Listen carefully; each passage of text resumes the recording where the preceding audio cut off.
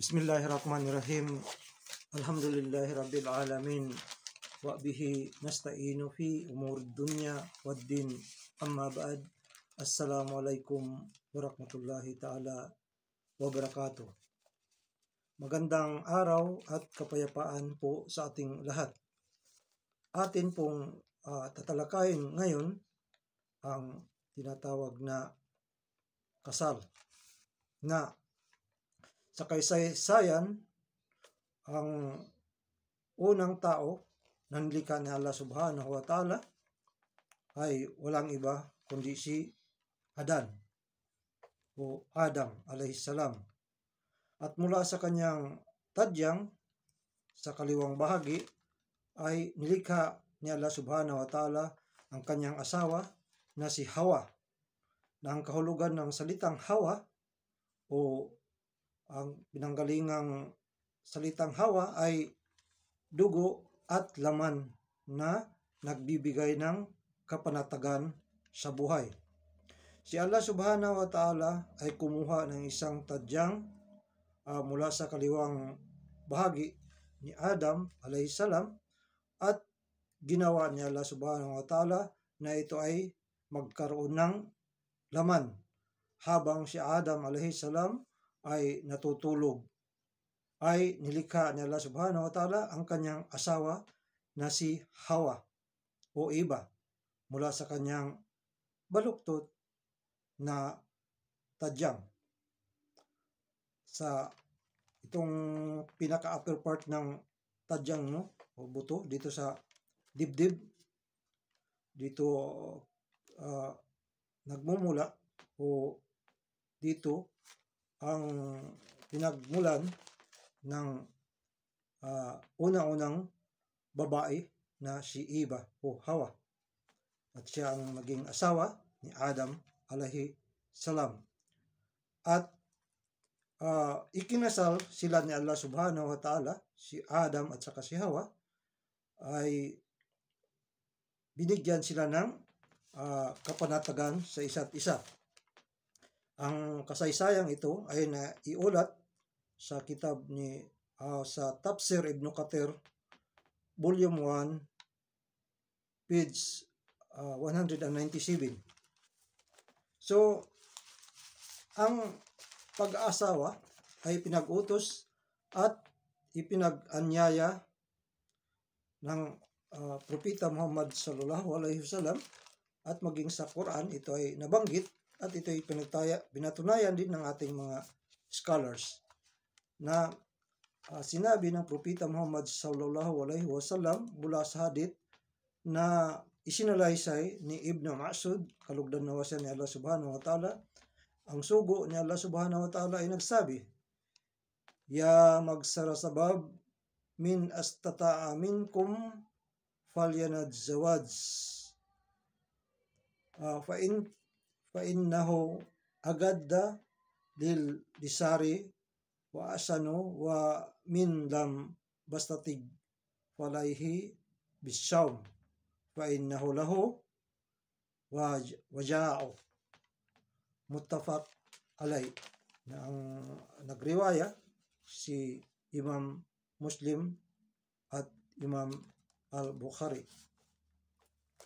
So, ang kahulugan sa Tagalog ng hadith, "O kayong mga kabataan, kung sino man ang may kakayahan na mag-asawa sa lipon ninyo, ay mag-asawa kayo, dahil ito ay nakakatulong na maibaba ang inyong paningin at proteksyon sa inyong karangalan.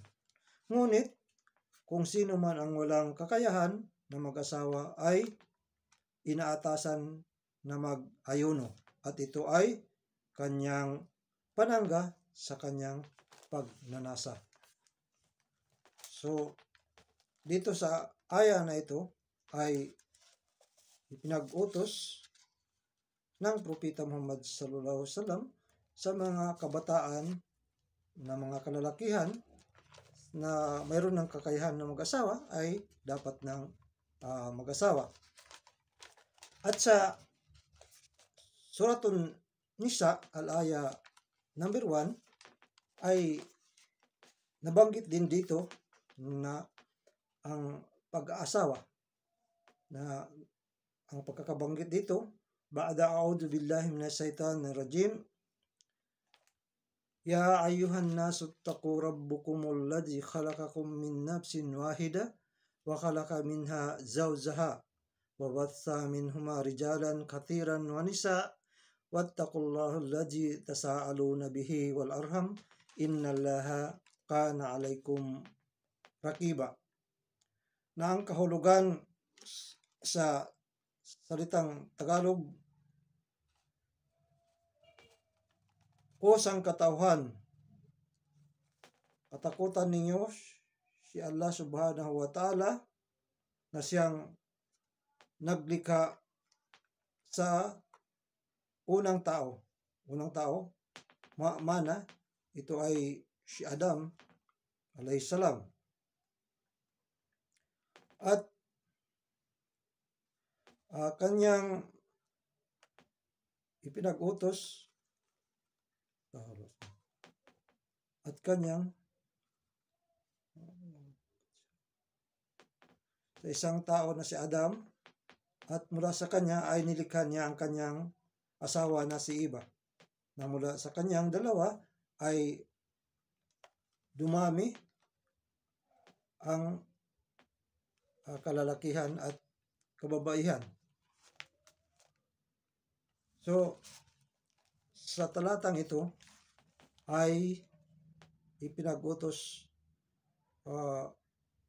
ini-address niya sa sangkatauhan, ipinaalam niya na si Allah subhanahu wa ta'ala ang naglikha sa unang tao na si Adam alayhis salam, at mula sa kanya ay nilikha niya ang kanyang asawa na si Eva. At mula sa kanilang dalawa ay dumami ang mga kalalakihan at mga kababaihan. So, isa ito sa mga katibayan na ipinag-utos sa Quran ni Allah subhanahu wa ta'ala at ipinag-utos ng Propeta Muhammad sallallahu alaihi wasallam at ng ating mga ulama o mga scholars sa Islam, ang pag-aasawa. At ito ay obligado ayon sa Sharia, batas ng Islam, ay mayroong 5 pamamaraan ng pag-aasawa na pinapahintulutan ng batas ng Sharia o batas ng Islam. Unang-una, ito ay obligado sa lalaki at babae ang pag-aasawa kung natatakot sila na magkagawa ng zina, pangangalunya o pakikiapid, dahil ang pag-aasawa ay pinapanatili nito ang karangalan ng lalaki at babae na hindi makagawa ng ipinagbabawal na pagtatalik. Pangalawa, ito ay ipinag-anyaya dahil sa pag-asawa ay maraming mga biyaya o benepisyo sa lalaki at sa kababae na ibigay sa kanila ni Allah subhanahu wa ta'ala. Isa na rito ang pagkakaroon ng mga anak at magkaroon ng maraming mga biyaya na kanilang tatamasain sa kanilang pagsasama. Pangatlo, ito ay pinahintulot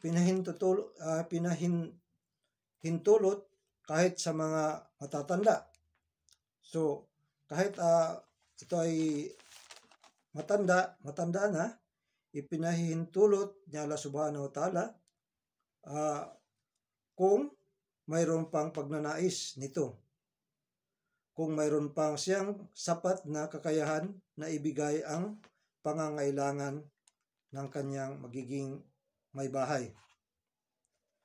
Pang-apat, subalit doon sa mga matatanda na hindi na nais niyang magampanan, kung wala na siyang kakayahan na ibigay ang mga pangangailangan ng kanyang magiging may bahay, ito ay hindi kanais-nais para sa kanya na mag-asawa pa.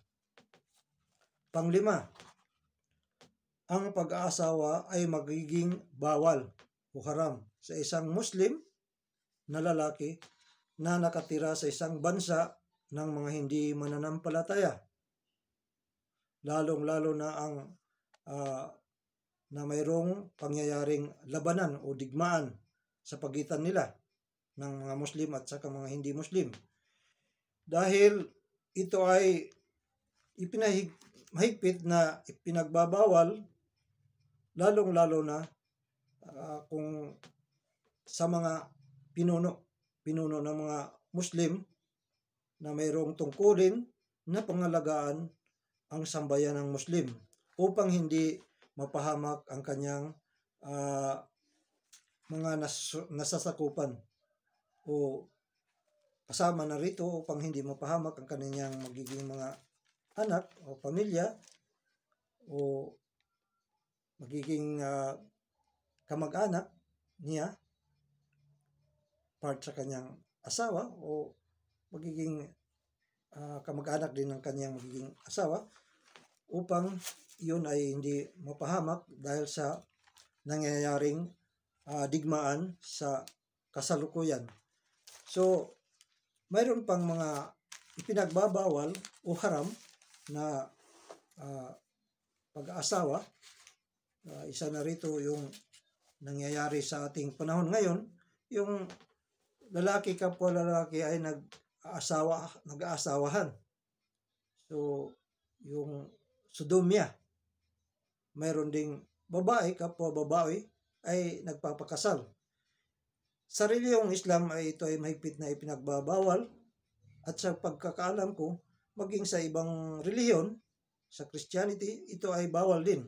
Dahil nabanggit sa Quran at saka Biblia ang kaparusahan nito na nangyari noon sa panahon ni Lot alayhis salam sa Sodom at Gomora, na ang gumagawa nito ay mayroong masidhing kaparusahan. So ito ay ipinagbabawal. At marami pang mga ipinagbabawal na mapangasawa na nabanggit din sa Quran, sa Suratun Nisa al-aya 22. Ito ay babanggitin natin sa susunod nating mga video na parating. Inshallah, aqulu qawli hada wa astaghfirullah li wa lakum wa lisairil muslimin min kulli dam fastaghfiruhu innahu huwal ghafurur rahim. Assalamualaikum warahmatullahi taala wabarakatuh.